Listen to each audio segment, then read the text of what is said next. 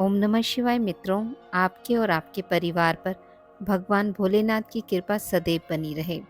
श्राद्ध पक्ष में सर्वपितृ अमावस्या का बहुत ही महत्व है। यह पितरों को विदा करने की अंतिम तिथि है। अगर कोई श्राद्ध तिथि में किसी कारण से श्राद्ध न कर पाया हो या फिर श्राद्ध की तिथि मालूम ना हो तो सर्वपितृ श्राद्ध अमावस्या पे श्राद्ध किया जा सकता है। सर्वपितृ अमावस्या की कथा। देवताओं के पितृगण अग्निश्वात जो सोमनाथ लोक में निवास करते हैं, उनकी मानसी कन्या अच्छोदा नाम की एक नदी के रूप में अवस्थित हुई।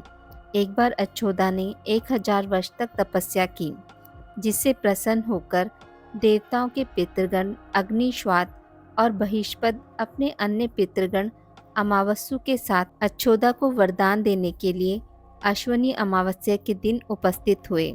उन्होंने अच्छोदा से कहा कि हे पुत्री, हम तुम्हारी तपस्या से अति प्रसन्न हैं, इसलिए जो चाहो वर मांग लो।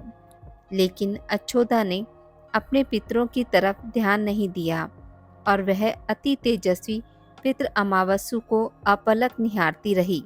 पितरों के बार बार कहने पर उसने कहा, हे भगवान, क्या आप मुझे सचमुच वरदान देना चाहते हैं? इस पर तेजस्वी पितृ अमावस्यु ने कहा, हे अच्छोदा, वरदान पर तुम्हारा अधिकार सिद्ध है, इसलिए निसंकोच कहो।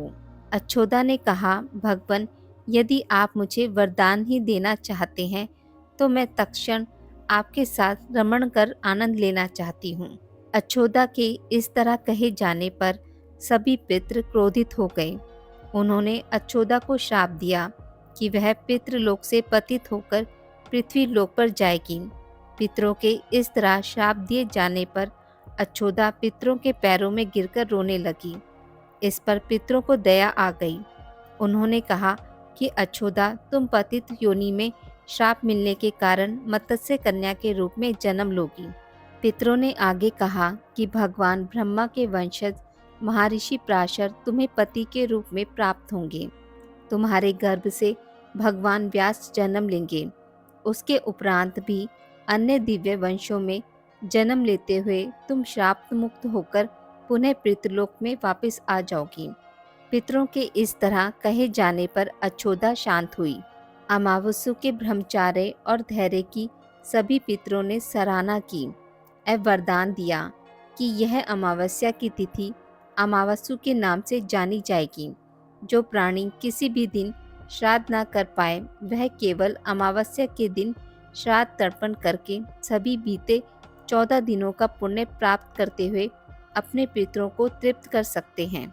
तभी से प्रत्येक माह की अमावस्या तिथि को सर्वाधिक महत्व दिया जाता है और यह तिथि सर्वपितृ श्राद्ध के रूप में मनाई जाती है। उसी पाप के प्रायश्चित हेतु कालांतर में यही अच्छोदा महर्षि पराशर की पत्नी एवं वेदव्यास की माता सत्यवती बनी थी। तत्पश्चात समुद्र के अंशभूत शांतनु की पत्नी हुई और 2 पुत्र चिरांगत तथा विचित्र वीर्य को जन्म दिया था। इन्हीं के नाम से कलयुग में अष्टका श्राद्ध मनाया जाता है। आज की इस वीडियो में बस इतना ही।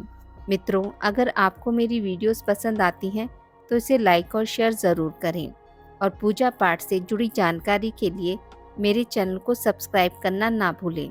धन्यवाद।